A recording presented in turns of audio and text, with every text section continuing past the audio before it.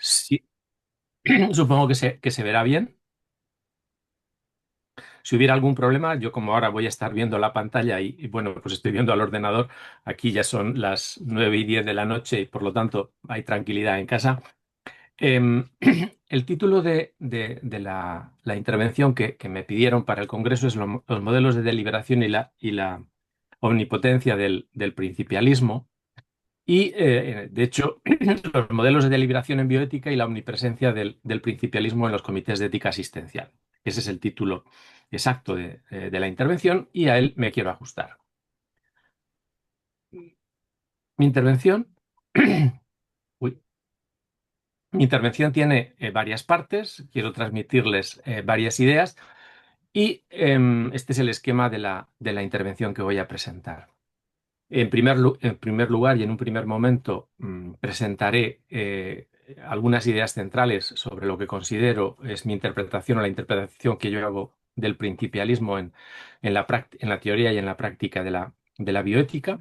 Luego presentaré en el punto tercero los retos que el principialismo plantea a la bioética posteriormente en los puntos del 4 al 8 presentaré lo que podríamos llamar, lo que me atrevo a llamar el juicio al principialismo, es decir, en qué medida personas con más autoridad que yo desde el punto de vista de la bioética y de la historia de la bioética han cuestionado el modo de hacer bioética basado única y exclusivamente en el principialismo y en qué medida el principialismo tiene que ser superado por otro tipo de planteamientos donde nos planteamos la pregunta por el bien, la pregunta por el valor y sobre todo, y es donde yo quiero llegar, donde nos planteamos pues una bioética centrada en la persona y una bioética donde la relación entre la persona y la institución es fundamental.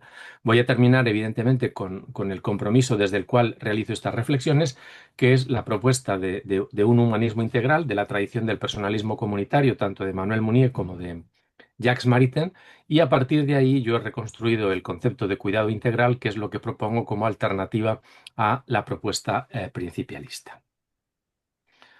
Bien, el punto de partida del principialismo lo tenemos que situar en los años 70 y quiero indicar lo que significó el experimento Tuskegee dentro de lo que sería el escándalo de la utilización de la medicina para la investigación científico-técnica con manipulación política incluida. Es decir, esta película nos recuerda que la bioética principialista, cuando surge en los años 70 del pasado siglo, en realidad surge ante los escándalos de una medicina encerrada en sí misma, vinculada con la innovación tecnológica y el poder político, y en qué medida pues una enfermera entrada en años recuerda el caso y saca a la luz pública, porque esto es importante, la bioética no es una cuestión solo de ética médica, no es solo una cuestión de límites de la investigación tecnológica, sino también es una cuestión que está en el debate público, que forma parte de la agenda pública y por lo tanto necesitamos que los medios de comunicación públicos y necesitamos fundamentalmente que el espacio de deliberación pública sea consciente de lo que nos jugamos cuando hablamos de bioética.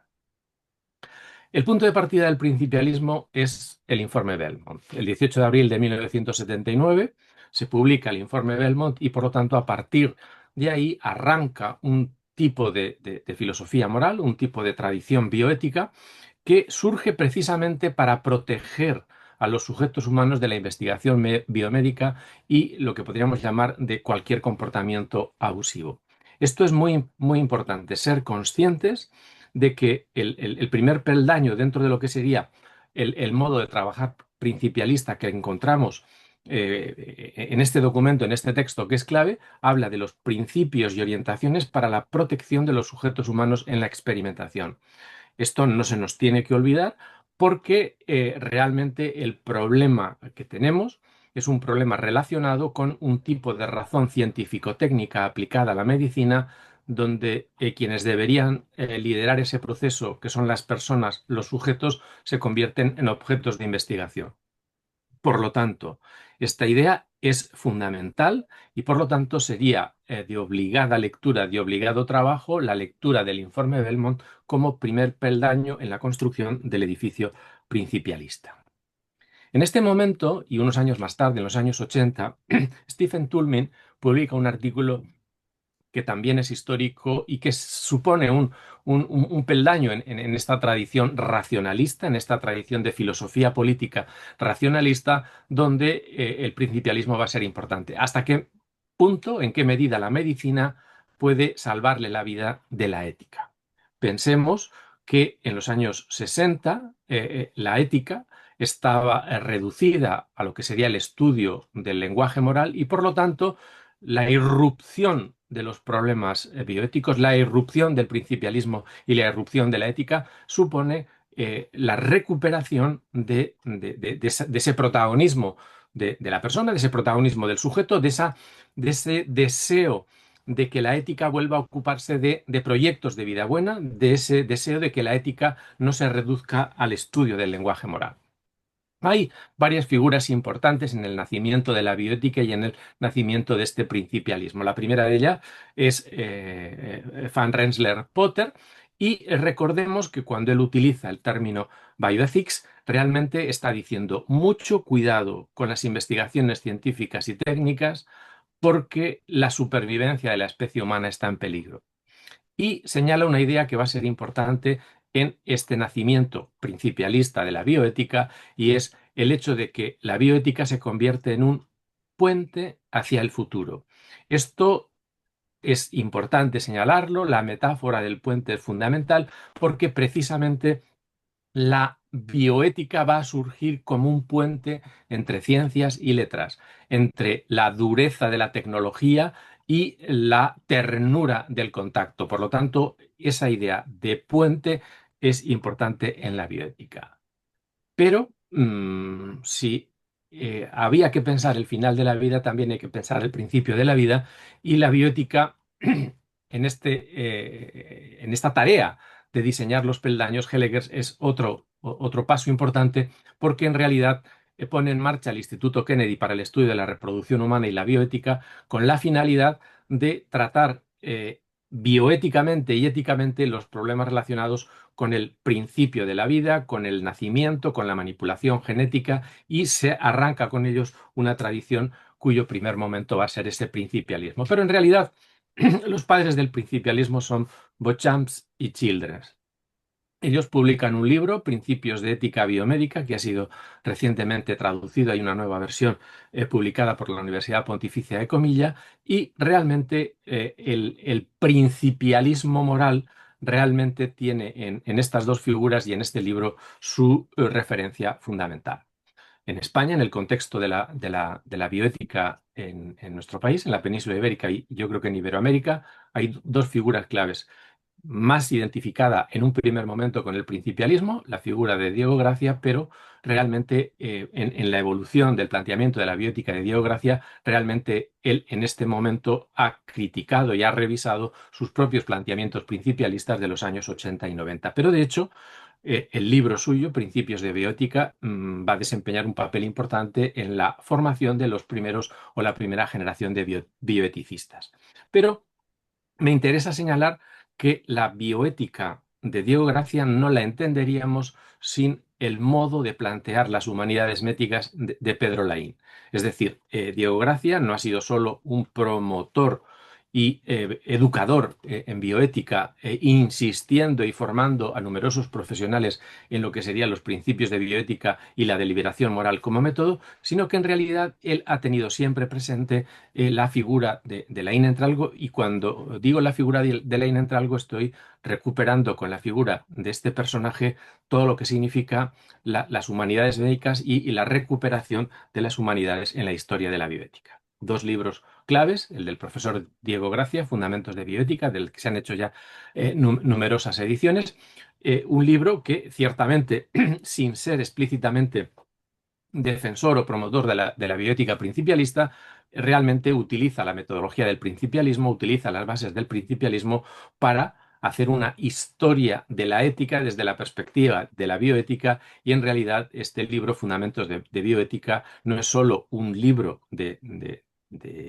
bioética con fuerte base filosófica, sino que en realidad es una historia de la filosofía moral y política y cómo la filosofía moral y política occidental ha pensado el nacimiento, la muerte y sobre todo la gestión de la salud.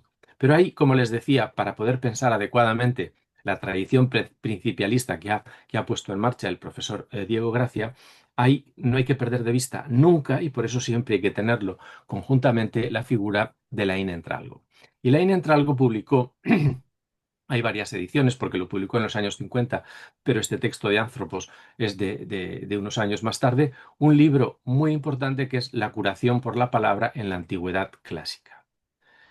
Este hecho que vincula lo que podríamos llamar el nacimiento, la estructura de la bioética en España y la formación de los bioeticistas en el ámbito de la península ibérica, esta proximidad con la Inentralgo nos recuerda el papel de lo que Víctor Frank llamaría la logoterapia o de lo que llamamos en hermenéutica el papel de la palabra, el papel de la escucha, el papel de la comunicación en lo que podríamos llamar la gestión de la salud.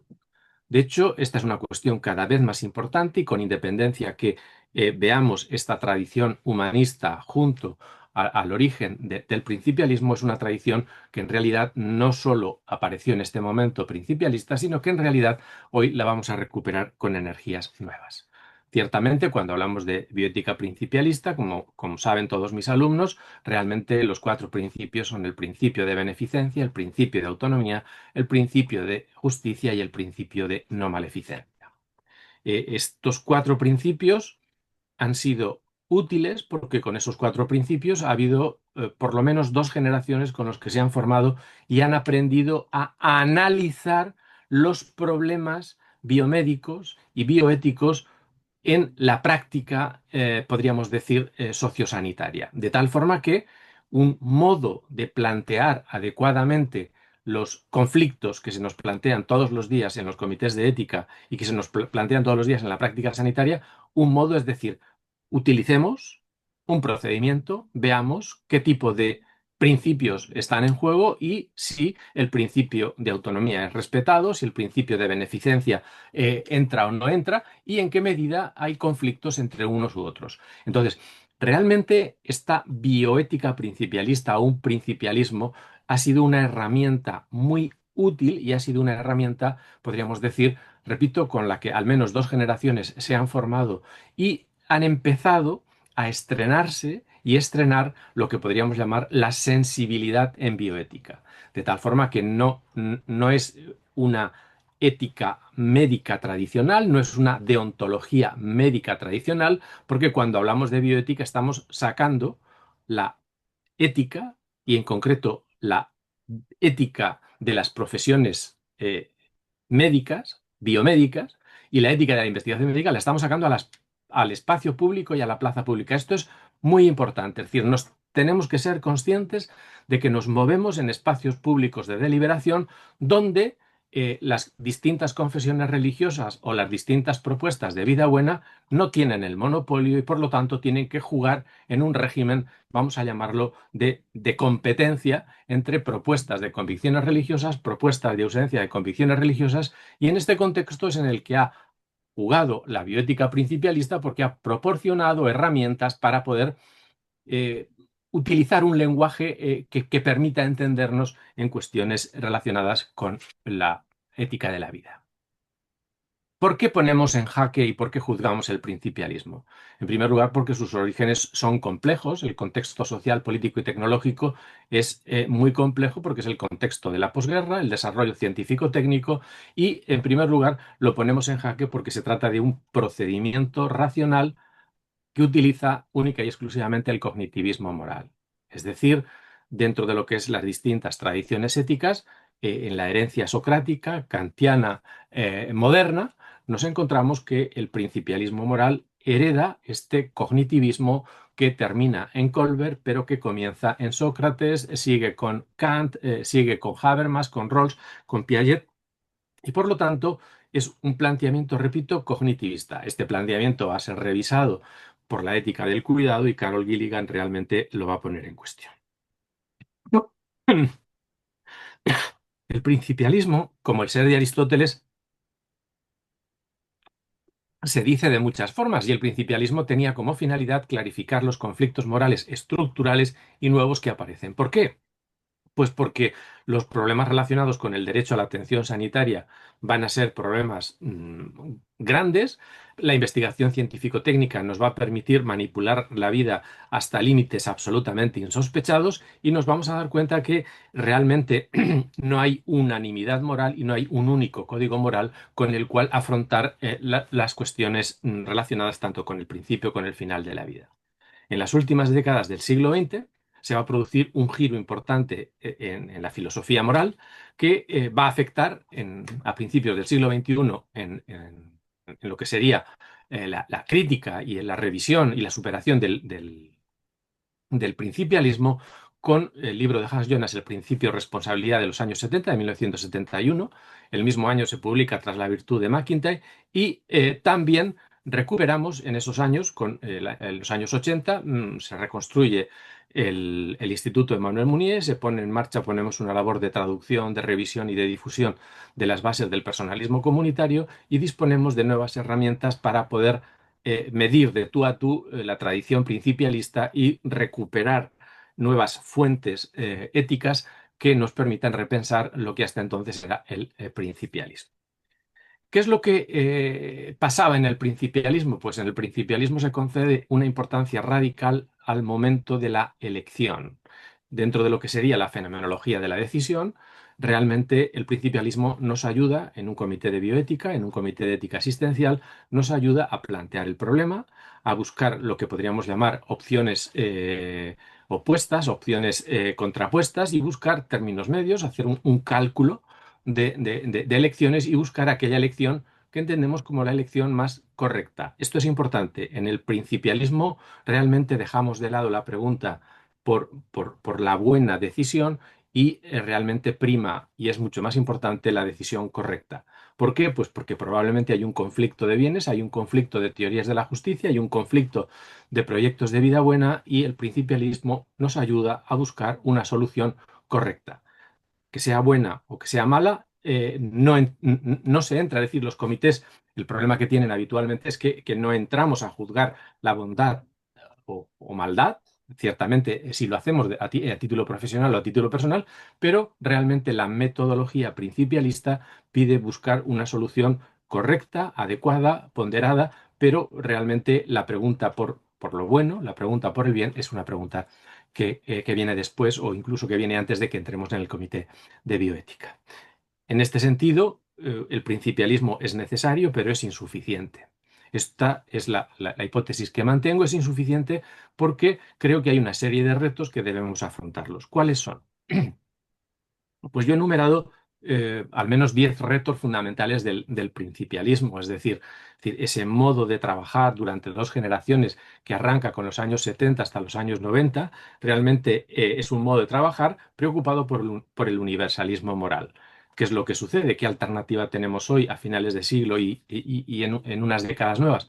Pues que nos encontramos que las situaciones nos piden atender a los contextos, a las tradiciones culturales, a las identidades culturales. Hay incluso bioéticas, podríamos decir, vinculadas a la patria, a las naciones y son modelos que se aplican en clave no universalista. Es decir, el principialismo se planteó como propuesta universalista. En segundo lugar, el principialismo es fruto de la modernidad. Es un ejemplo claro, es uno de los últimos trabajos, una de las últimas pirámides que produjo la civilización moderna y hoy la modernidad está en crisis y por lo tanto muchas propuestas de bioética alternativas al principialismo pueden ser perfectamente o premodernas o posmodernas, pero ponen en cuestión el modo racional, cognitivo e ilustrado de pensar las cuestiones de la vida. Y entonces realmente la alternativa al principialismo es una revisión, una crítica de lo que entendemos por razón moderna. El principialismo es un modo de trabajar en bioética caracterizado por la urbanización, por grandes hospitales que tienen comités de ética y pueden deliberar. Pero en los pueblos, en ámbitos rurales, en comunidades populares, realmente no ha entrado o ha entrado muy poco. ¿Qué es lo que sucede? Pues la alternativa hoy es contar con otro tipo de estructuras narrativas donde entran cuestiones que tienen que ver con la naturaleza, que tienen que ver con la ecología e incluso que tienen que ver con el repliegue moral ante lo que podríamos llamar una razón industrial, moderna, urbana y podríamos decir homogeneizadora. E incluso en estos contextos podemos decir que la alternativa al principialismo es una especie de refugio defensivo, una especie de opción benedictina, como diría Rob Treger, pero bueno, pues es una opción posible. El principialismo es fruto de un modo de entender la ética pública vinculado a la Constitución y a los valores constitucionales.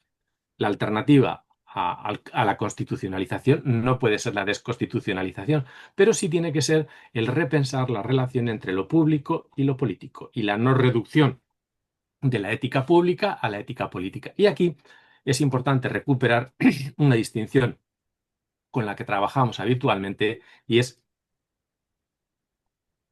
la distinción entre mínimos de justicia necesarios en cualquier espacio de deliberación moral y los máximos de las tradiciones morales que nos permiten revisar y activar esos mínimos.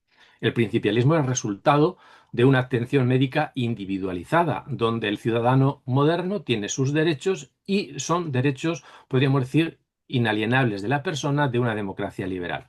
¿Qué es lo que sucede? Hoy nos damos cuenta, cuando revisamos el principialismo, que en realidad pues la salud tiene una dimensión comunitaria, tiene una dimensión cultural y por lo tanto afecta a poblaciones, afecta a comunidades y el reto que nos planteamos es en qué medida podemos construir una medicina personalizada, una atención médica personalizada, respetando esa generalización. Como les he dicho antes, un reto del principialismo es la superación del cognitivismo moral y tenemos que preguntarnos qué modelo de racionalidad, qué modo de entender la razón cuando juzgamos y cuando valoramos realmente estamos utilizando. Si valoramos el juicio moral, la capacidad de razonamiento, la capacidad de buscar unas propuestas justas y buenas desde el punto de vista de la capacidad de juicio y el discurso, o creemos que la búsqueda del bien tiene dimensiones naturales, tiene dimensiones relacionadas con la sensibilidad o tiene dimensiones relacionadas pues, con el conjunto de las emociones y no solo relacionadas con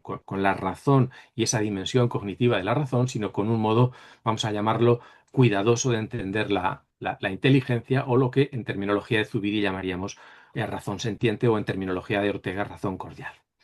El principialismo trabaja con un presupuesto metodológico importante y es, si queremos construir una ética pública, si queremos construir una bioética pública, la metafísica la tenemos que dejar en la puerta del hospital y en la puerta del comité de bioética. Si usted viene aquí con metafísica, sea una metafísica marxista, sea una metafísica materialista, sea una metafísica espiritualista o sea una metafísica agustiniana o tomista, la deja fuera porque dentro discutimos de principios, establecemos discusiones morales basadas en principios y no en modelos de perfección humana o teorías de la naturaleza humana.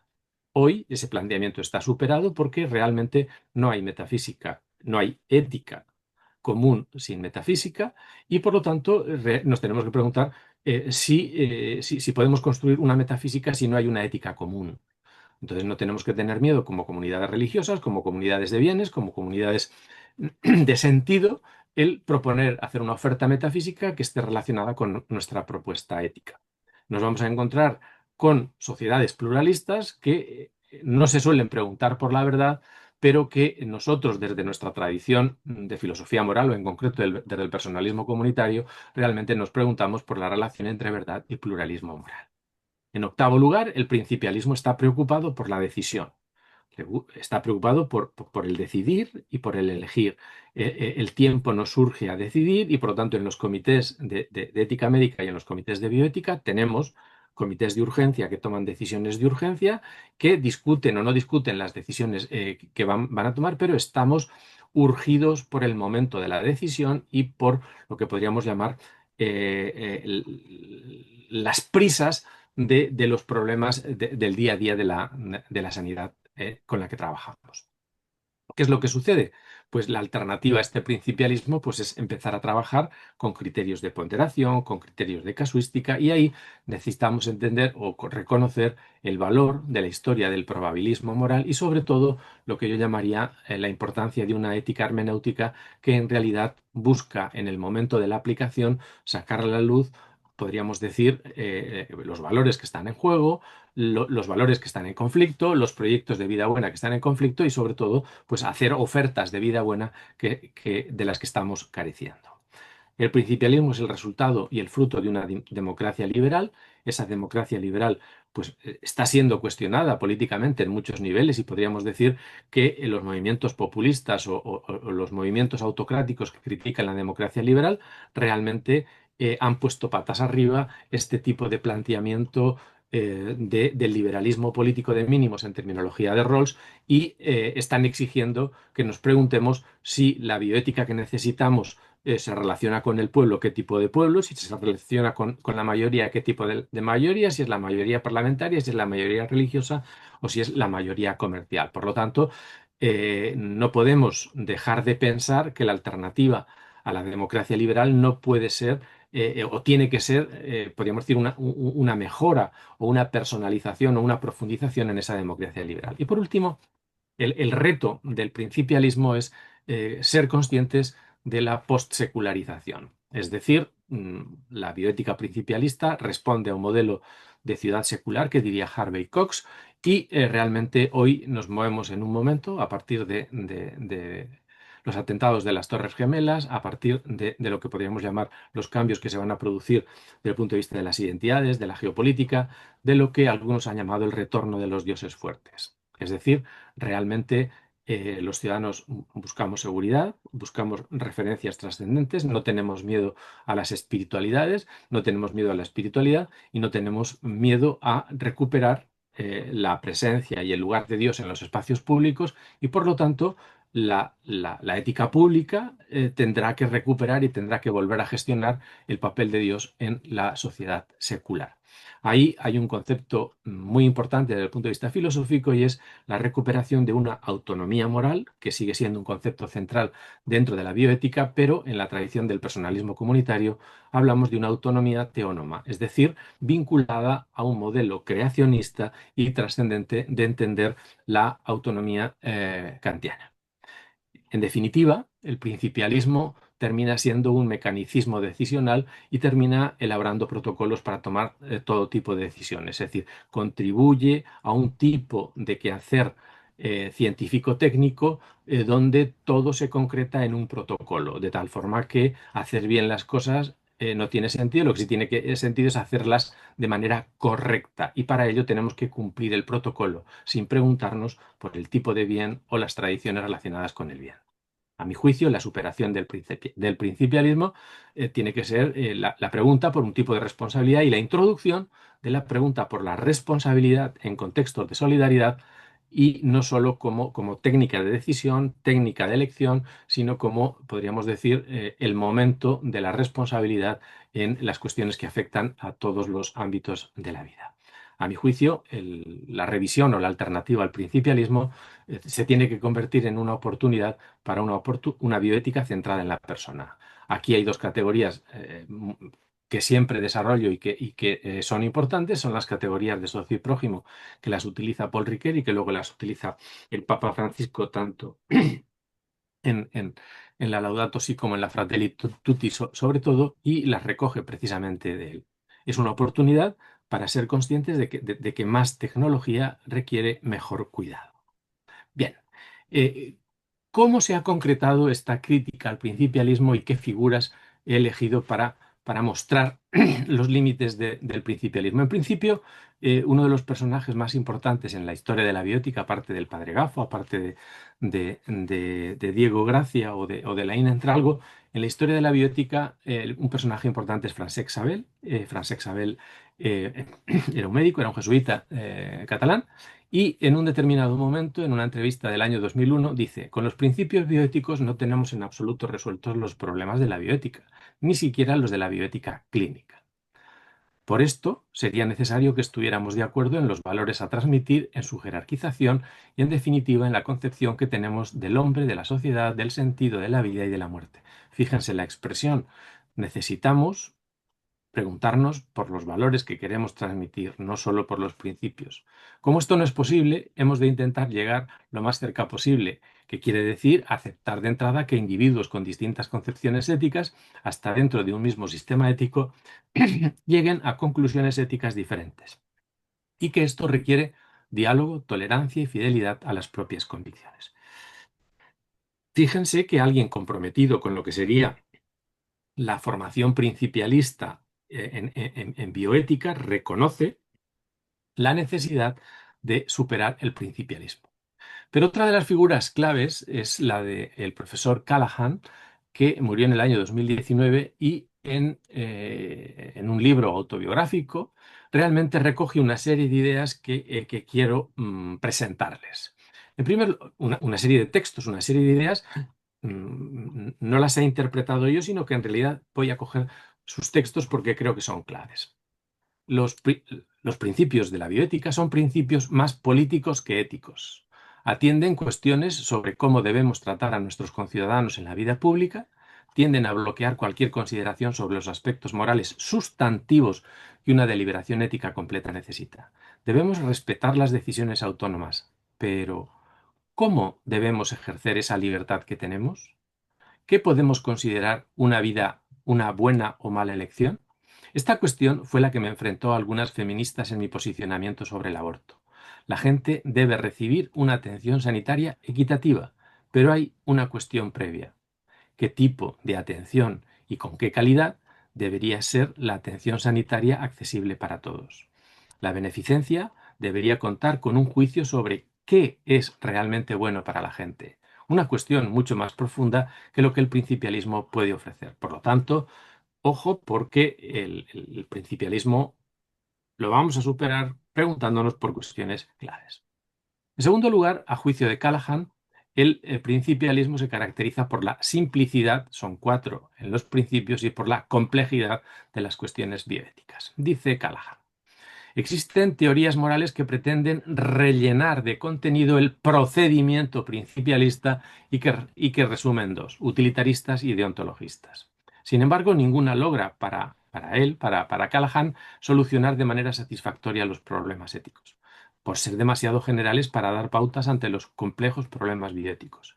Las teorías morales ayudan poco al intentar establecer el estatuto moral del feto, determinar el balance riesgo-beneficio del diagnóstico prenatal, qué significa respetar la dignidad humana o cómo deberíamos organizar la atención para liberarla de los sesgos ideológicos. Fíjense, aquí está incidiendo en la importancia de lo que en hermenéutica llamamos el momento hermenéutico de la aplicación. En qué medida la, la dimensión práctica, el momento de la aplicación es determinante. Pero la nota fundamental para la superación de la bioética principialista, a juicio de Callahan, está aquí.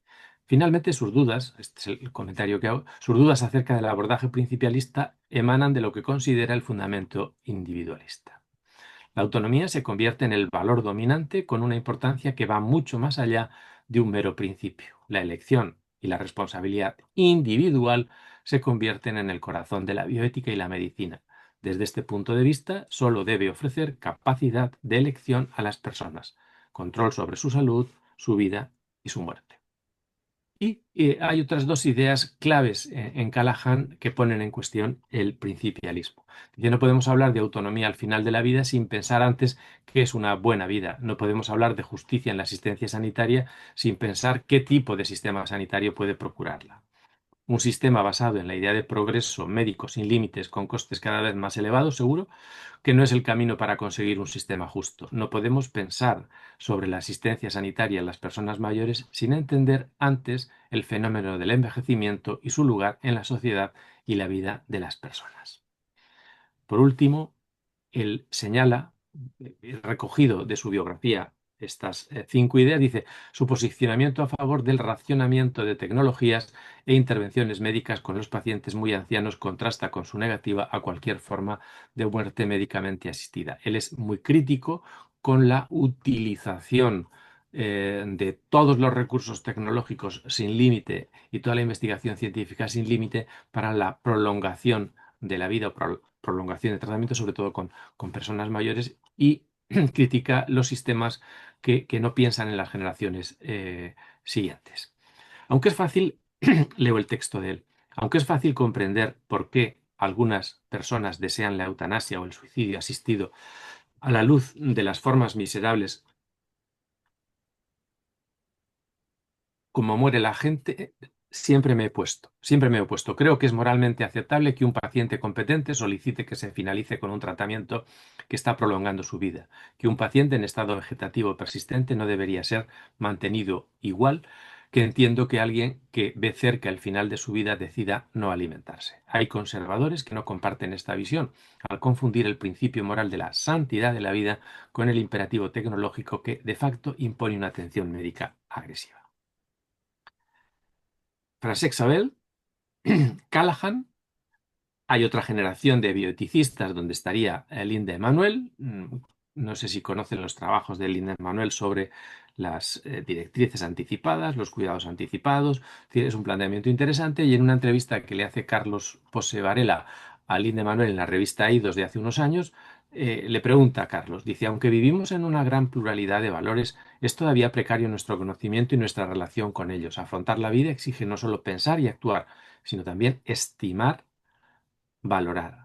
La gestión de los valores sigue siendo nuestra asignatura pendiente cuando es muy probable la herramienta fundamental de las relaciones de ayuda. Pensemos en las necesidades espirituales de las personas al final de la vida.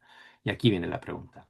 ¿En qué medida la construcción personal de un adecuado sistema de valores no actúa como antídoto contra el estrés, la frustración y el fracaso de la vida? Responde Linda. En mi experiencia clínica, el mejor antídoto es sentirse conectado y confortable con el lugar que cada uno ocupa en el esquema del mundo. Esto es algo que algunos llaman sistema de valores, otros espiritualidad y otros lo atribuyen a las relaciones y la estructura interna de cada uno. Por lo tanto, estamos yendo ahora en una dirección importante donde hablamos de sistemas de valores que tenemos que tener organizados. Una siguiente pregunta que le hace Carlos a la profesora Emanuel. Dice, la biótica norteamericana comenzó siendo principialista, lo cual ha sido corregido posteriormente. Esto ha afectado sobre todo a la primera generación de bioeticistas, la mayoría filósofos y teólogos. Usted y muchos bioeticistas contemporáneos conocidos internacionalmente, primero por edad, pero quizá también debido a su formación, y aquí viene la palabra clínica, ya no pertenecen a esta generación. Fijaos que da a entender que la primera generación era más una síntesis de filósofos y teólogos y esta segunda generación son personajes o personas que proceden de la clínica y tienen una determinada formación bioeticista. Ya no pertenecen a esta generación. Se considera heredera del cambio de enfoque que tuvo lugar a lo largo de la década de los 80 tras el nacimiento de la ética clínica. Debo serlo, porque la crítica abrió nuevas vías de investigación en bioética. Necesitaba un ámbito en el cual se aceptara una manera de pensar estrechamente relacionada con la experiencia de las personas. Pero la casuística también parecía demasiado limitada, en este caso por la narrativa.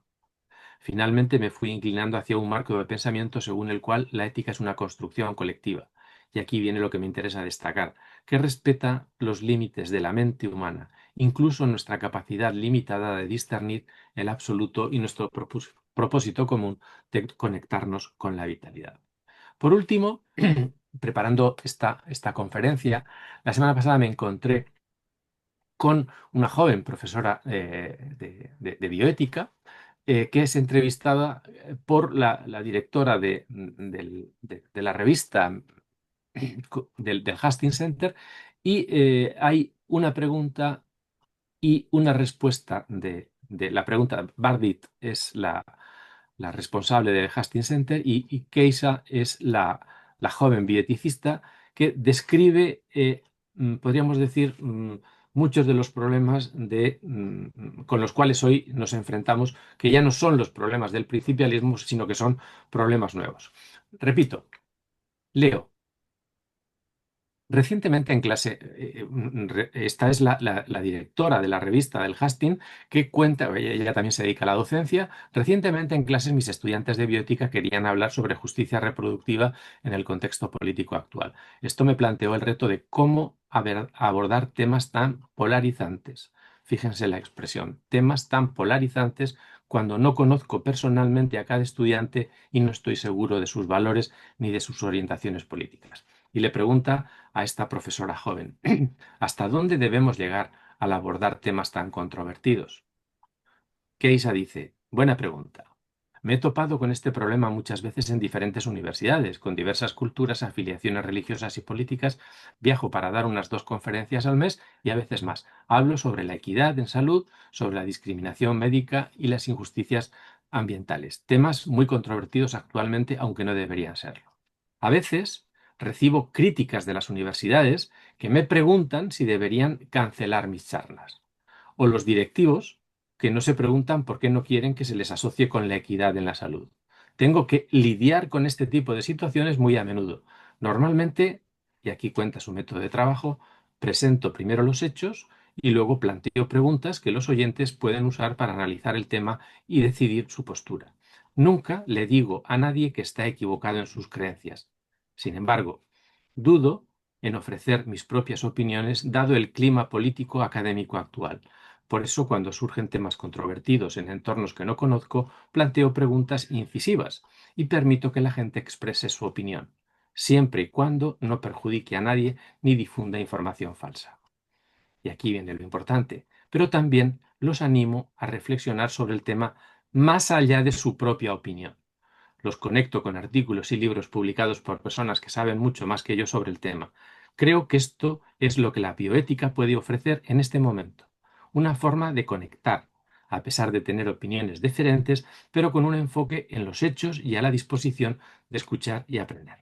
Hasta aquí está este marco de críticas al planteamiento principialista, estas sugerencias para poder trabajar hoy esa superación del principialismo y para terminar y para concluir, mi propuesta, que es la posibilidad de generar una bioética mediterránea y generativa con 2 categorías fundamentales. Una bioética centrada en la persona que recupera el valor de la institución cuando gestiona iniciativas de medicina centrada en la persona. Ideas centrales. Ahí tenían el árbol del personalismo. El árbol del personalismo es una adaptación del que utiliza Mounier en el Manifiesto al servicio del personalismo y marca el conjunto de autores importantes en la tradición personalista que nos pueden aportar recursos, reflexiones para pasar de una razón ensimismada a una razón abierta. Son autores que estarían dentro del giro aplicado de la filosofía moral. Mounier, Maritain, Riquet, Zubiri, y sobre todo que nos permiten entender o construir lo que yo llamo, lo que Zubiri llamaría una noología cordial o una inteligencia cordial más que una inteligencia natural o artificial. Por último, esta tradición de una bioética mediterránea que recupera estos autores para la bioética supone la recuperación de la categoría de responsabilidad y sobre todo trabajar de un cuidado entendido de manera diligente a un cuidado de manera integral. Aquí, ciertamente, nos encontraríamos, ya para concluir, con la propuesta de un humanismo integral que exige un cuidado integral, un humanismo teocéntrico, como les decía, que, que- que no cancela las propuestas trascendentes, incluso que ayuda, que recurre a lo que sería una autonomía teónoma, y supone el paso de una bioética mecanicista e medicalizada a una bioética humanizada y humanizante. La pregunta fundamental, ¿se puede curar sin cuidar? El valor curativo y sanador de la palabra sigue siendo una referencia fundamental. La escucha se convierte en un valor determinante para la sanación. Más tecnología requiere más ternura. High tech, high touch. Más tecnología requiere mejores cuidados. Por último y conclusión, en primer lugar, necesitamos acudir a las fuentes y tender puentes, no solo para elegir bien, decidir bien, como pensaba el principialismo, sino para deliberar mejor, como piensa el personalismo. El humanismo integral no es un barniz formativo epidérmico o postizo, sino que en realidad lo que llamamos tradiciones humanistas y el personalismo como núcleo, como corazón de ese humanismo integral es constitutivo del diálogo entre saberes. Y por último, necesitamos una nueva bioética para un nuevo tiempo, donde tan importante como la aplicación y el encuentro de respuestas a casos concretos es lo que filosóficamente llamamos el momento de la fundamentación. Muchas gracias.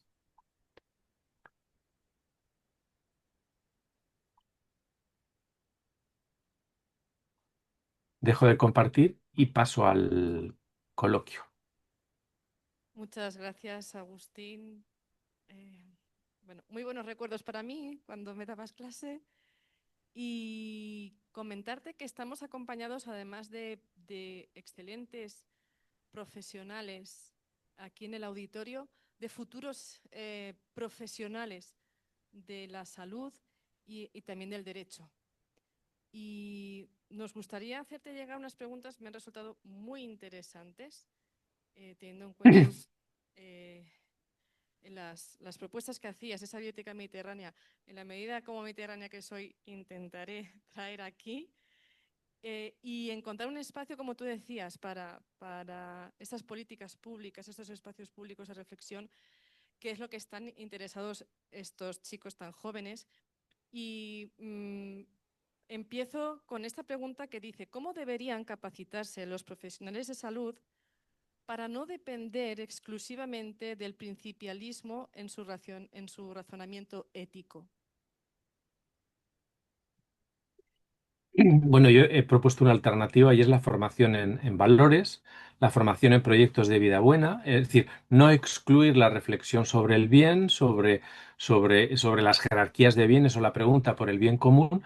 Es decir, hay toda una tradición, vamos a llamarlo aristotélica o de matriz aristotélica, donde la pregunta por lo, es decir, si queremos clarificar lo que es lo correcto y lo justo, lo más importante es tener claro el horizonte de bien con el que vamos a trabajar y por lo tanto, cómo capacitarnos para no depender del principialismo. Es decir, yo lo que sí creo que es muy importante conocer todas las tradiciones y no despreciar para nada el principialismo. Es decir, el principialismo surge en un determinado momento histórico, soluciona determinado tipo de problemas que eran muy graves y que eran muy importantes, pero esos problemas hoy requieren un planteamiento distinto y por lo tanto la forma de capacitarse es con tres verbos fundamentales: estudiar, estudiar y estudiar, estudiar más, estudiar mejor y estudiar, podríamos decir, a gente que no piense como uno. Es decir, tener una mentalidad abierta, porque si mi estudio va a reforzar mis propios sesgos, para eso no hace falta que vaya a la universidad, para eso me quedo en mi casa y me quedo, podríamos decir, con mi propio equipo de fútbol.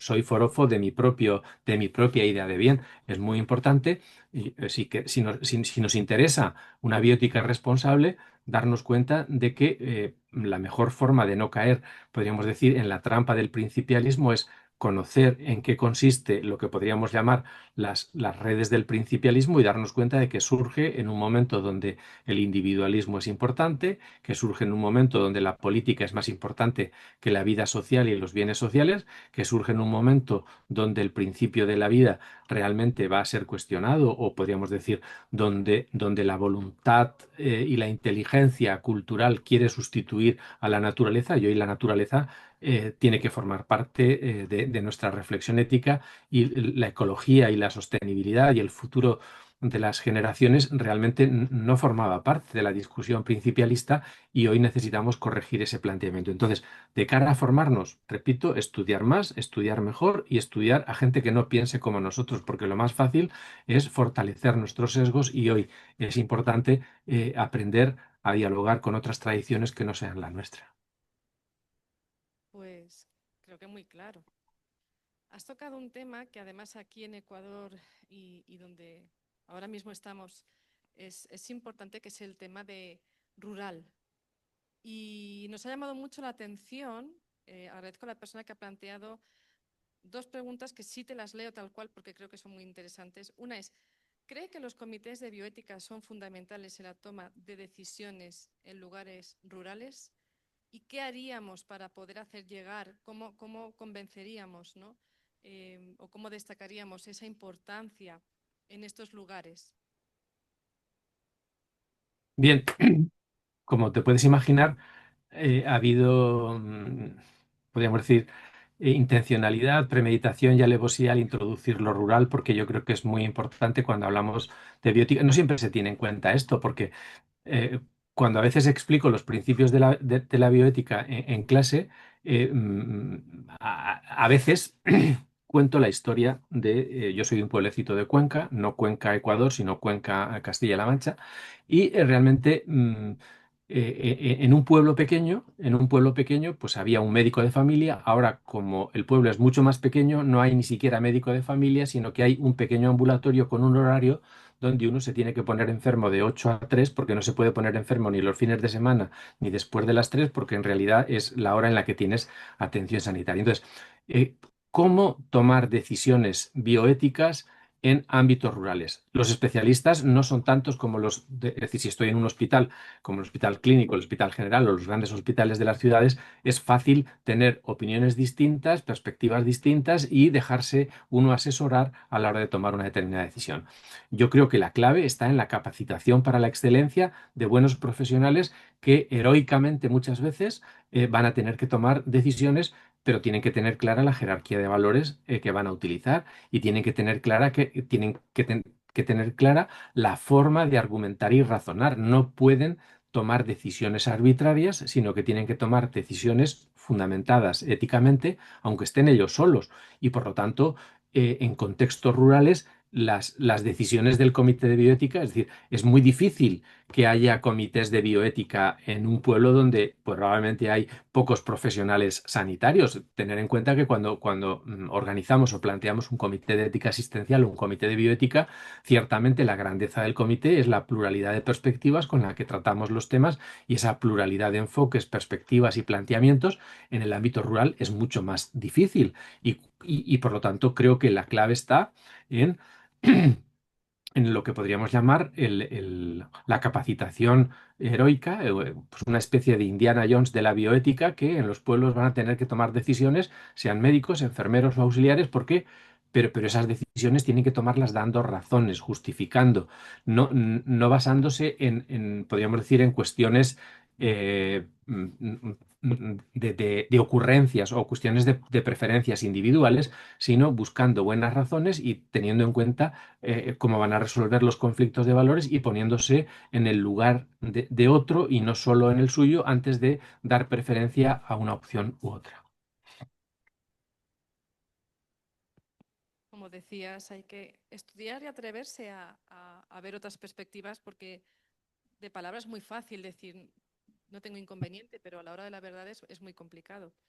Te paso otra pregunta y te preguntan que si no es la responsabilidad un concepto abstracto o difícil de precisar. Claro, bueno, la responsabilidad es un concepto espectacularmente importante desde el punto de vista filosófico, y podríamos decir que es la gran palabra en la ética contemporánea. Es decir, vivimos en un tiempo de la responsabilidad. Lo que pasa es que la responsabilidad se puede plantear al menos de dos formas. Una, desde una perspectiva consecuencialista, y es decir, la responsabilidad es el cálculo de consecuencias y por lo tanto vamos a ver ventajas e inconvenientes. Pero realmente hay consecuencias que no son previsibles, hay actos cuyas consecuencias no tenemos calculadas y con las cuales hay que contar. Entonces, ¿por qué hay un segundo concepto de responsabilidad que es mucho más axiológico, que tiene que ver con la necesidad de establecer el principio de cuidado, el principio de precaución, de tal forma que cuando Hans Jonas dice la responsabilidad es el nuevo imperativo categórico, es el nuevo imperativo con el cual organizar las ciencias de la vida y el conjunto de las ciencias sociales, no está hablando de la responsabilidad en clave consecuencialista de cálculo de consecuencias, sino está hablando de la responsabilidad como precaución, como límite. Entonces, ¿es un concepto complejo? Pues sí, pero como todos los de filosofía. Sin embargo, en el derecho civil, en el derecho penal o en el mundo del derecho, la responsabilidad se puede medir, se puede tocar, se puede calcular, se puede estimar y se puede pedir, podríamos decir, por daños y perjuicios, se puede pedir responsabilidades. Por lo tanto, no es un concepto especulativo o abstracto, sino que es un concepto tangible, medible, y porque es tangible, medible en seres vulnerables que toman decisiones frágiles, por eso en bioética es mucho más importante que a lo mejor en otro tipo de cuestiones, pero quien afirme que la responsabilidad es un concepto complejo, pues habría que decirle sí, pero la responsabilidad tiene varios niveles, varias dimensiones y se puede entender.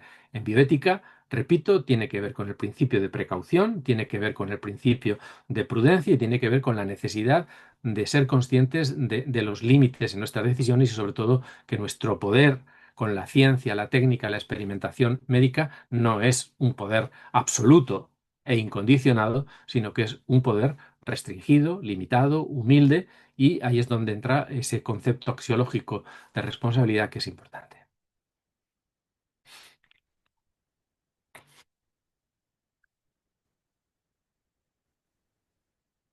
A ver, paso em, a una cuestión. Uf. Las pendientes resbaladizas de la eutanasia infantil, o de la que antes se llamaba vientres alquiler y ahora, bueno, para hacerlo un poquito más maternidad subrogada, como expresiones de máxima cosificación de la persona humana, ¿no podrían considerarse consecuencia del relativismo al que conduce el principialismo? Claro, pero el relativismo no es resultado del principialismo, sino la ausencia de cualquier tipo de planteamiento, sean principialistas, sean axiológicos o sean personalistas. Es decir, yo creo que a la hora de formular este tipo de preguntas y emitir este tipo de juicios, no se pueden meter en la misma pregunta o en la misma expresión muchas cuestiones. Es decir, si lo que nos preocupa es la pendiente resbaladiza, pues a nivel de eutanasia infantil o incluso a nivel de eutanasia de envejecimiento, tenemos que preguntarnos pues el tipo de economía en la que estamos trabajando, el tipo de razón científico-técnica que estamos promoviendo y por qué, por ejemplo, por qué en realidad estamos mucho más comprometidos pues por una economía pues del beneficio, del cálculo, de la instrumentalización, que por una economía donde pues lo gratuito, lo cuidadoso, lo sensible no desempeña un papel importante. Entonces, yo creo que el principialismo tiene sus límites, pero en realidad no se puede acusar al principialismo del relativismo moral, es decir, el relativismo moral es el resultado de otras consecuencias y es, podríamos decir, se puede achacar precisamente al olvido de determinado tipo de principios si lo que nos preocupa es el adiestramiento y la capacitación de nuestros profesionales, pues realmente hay una herramienta que es el principialismo, pero no es la única herramienta con la que trabajar. Por lo tanto, somos responsables de proporcionarles otras herramientas que no sean las principialistas, pero asociar la deriva moral, las pendientes resbaladizas al principialismo me parece un error y asociar podríamos decir, la deriva moral de nuestras sociedades. Es decir, ese tipo de juicios realmente pues hay que matizarlos, hay que modularlos y hay que ser mucho más precisos porque si no, nuestra crítica al principialismo no va a ser consistente. Si queremos revisar y criticar el principialismo, no podemos atribuirle todos los males de la salud pública, de la sanidad pública y de la vida moral al hecho de que el informe Belmont hable de los principios o de que Beauchamp y Childress realmente fueran racionalistas, liberales, individualistas, etcétera. Es decir, bueno, si hubieran sido personalistas, comunitarios, católicos, apostólicos y romanos, pues a lo mejor hubieran hecho otra cosa.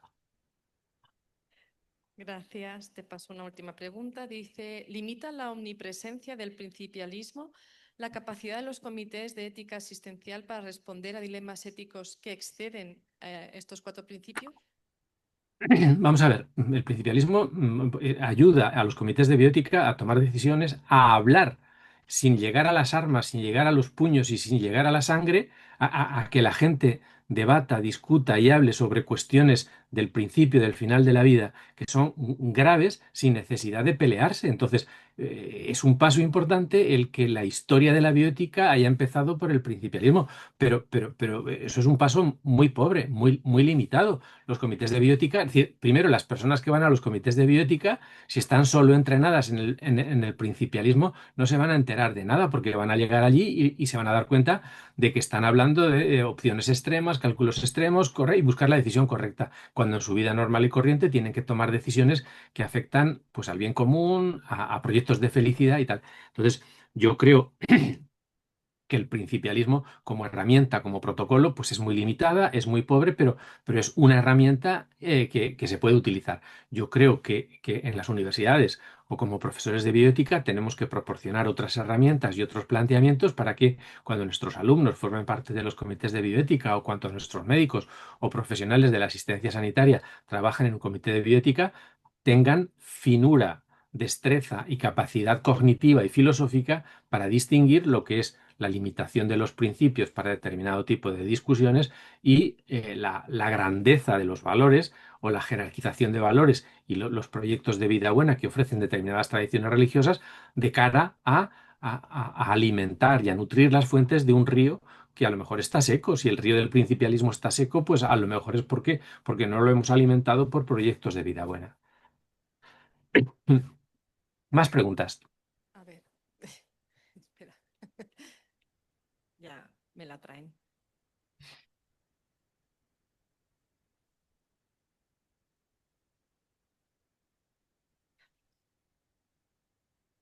¿De qué manera el principialismo, partiendo de su buena intención, puede combinarse con el modelo de Elio Sgreccia?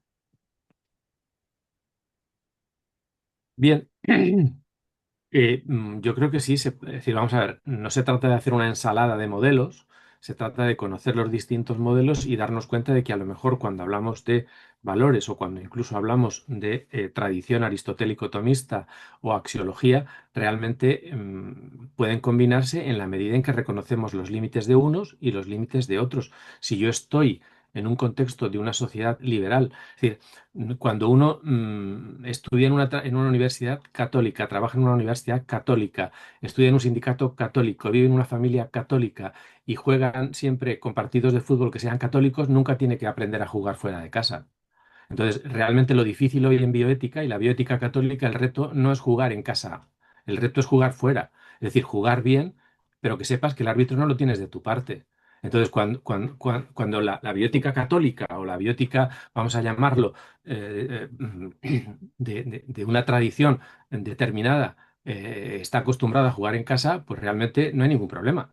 Pero hoy, cuando estás en el Parlamento, que tienes a no creyentes e incluso gente que no sabe si cree o no cree y demás. Es decir, si hoy tuviéramos gente no creyente o marxistas que supieran lo que es el marxismo o ateos que supieran lo que es el ateísmo, podríamos hablar con ellos, pero cuando uno no sabe lo que es el ateísmo, lo que es el marxismo, lo que es la diferencia entre el materialismo histórico y el materialismo, es decir, realmente creo que es muy importante a nivel de bioética católica y a nivel de formación en universidades católicas, ser conscientes de que fuera de la Universidad Católica hace mucho frío y que en el Parlamento uno no va con el crucifijo o con el hisopo echando agua bendita, sino que tiene que procurar evangelizar sin crucifijo, sin hisopo y dar una buena noticia importante. Entonces, nuestros alumnos tienen que estar capacitados para trabajar y para jugar fuera de casa.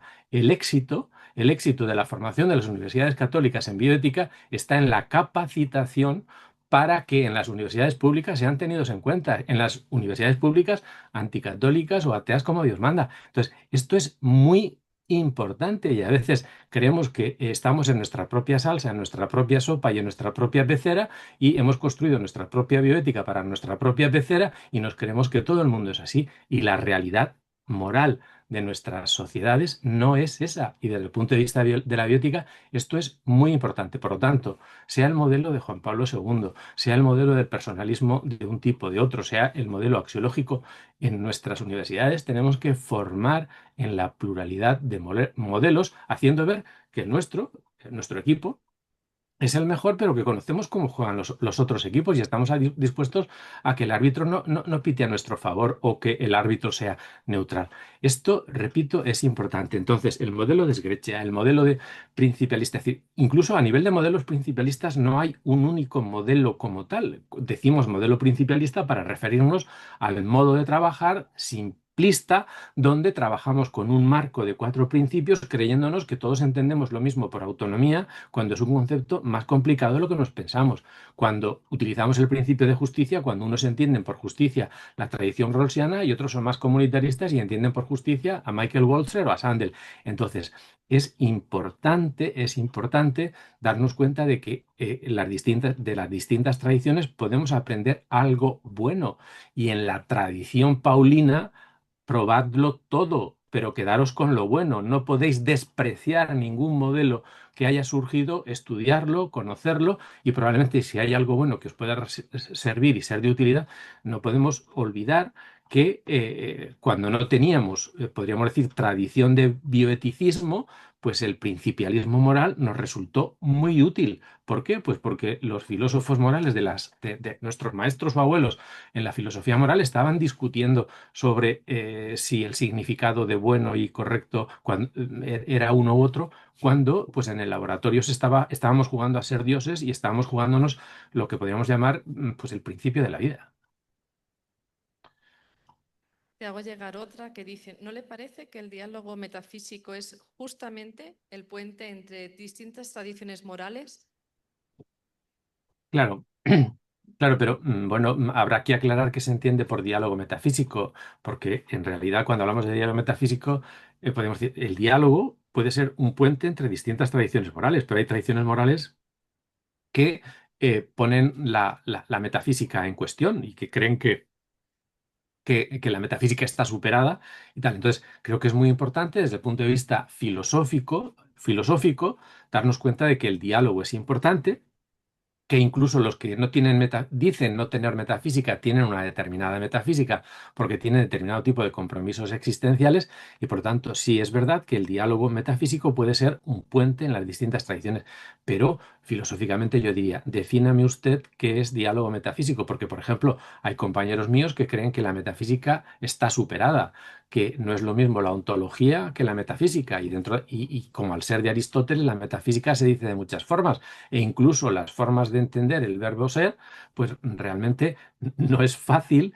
Entonces, que el diálogo metafísico es una herramienta, perfecto, pero entre distintas tradiciones metafísicas y cuando nos aclaramos respecto a los usos. Pero es que incluso en la propia tradición de la Iglesia, en la propia tradición tomista, tenemos una pluralidad de enfoques. No es lo mismo el escotismo, no es lo mismo el probabilismo, no es lo mismo la casuística. Es decir, cuando uno conoce en profundidad la doctrina social de la Iglesia, y es más, cuando uno conoce en profundidad la historia de la teología católica, tú dices, yo me río del pluralismo y la pluralidad que hay hoy en la vida pública cuando la tradición entre escotistas y ocamistas, escotistas de no sé qué familia y escotistas de la otra, es decir, la pluralidad de enfoques sobre el papel de entender el papel de la voluntad y el diálogo metafísico me parece muy importante, por lo tanto, y no quiero enrollarme porque estas horas ya son propias de discusiones metafísicas, pero sí creo que el diálogo metafísico puede ser una buena oportunidad siempre y cuando dejemos claro que nuestras propuestas metafísicas pueden ser distintas. Unos son de un equipo de fútbol, otros son de otro, y en realidad si quieren buscar el buen juego, pues realmente si entendemos por diálogo metafísico la preocupación por el buen juego y el juego entre los mejores y el juego excelente, perfecto. Pues agradecemos las preguntas muy interesantes. Gracias, Agustín, por todas tus respuestas. Como tú dices, además en Valencia son ya pasadas las 10 de la noche y tú llevas una jornada larga, con lo cual, y como estamos cumpliendo con los tiempos, voy a cerrar con unas breves y rapidísimas ideas de lo que nos has ofrecido sobre el tema del principialismo que arranca en el siglo XX. Hay Ujú. que tener en cuenta las circunstancias de las dos guerras mundiales, que son las que llevan a pensar sobre todo esto y cómo vamos a afrontar estos dilemas y estas dificultades.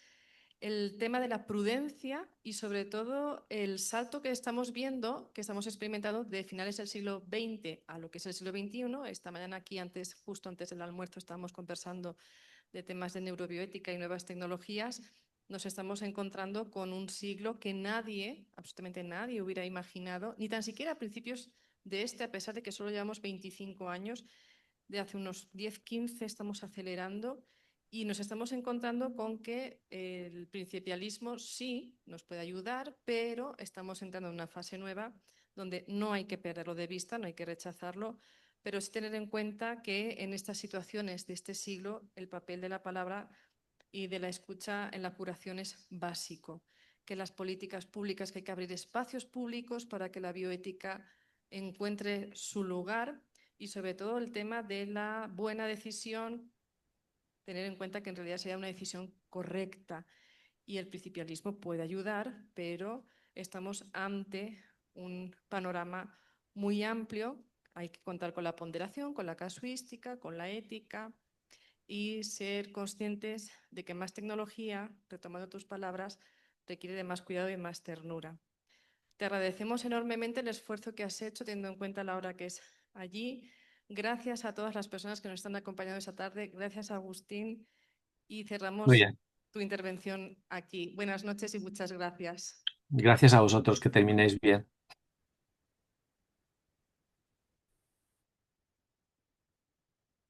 Agradecemos a la moderadora de esta mesa, la doctora Sandra Ruiz, de igual manera al ponente que nos ha acompañado durante esta tarde.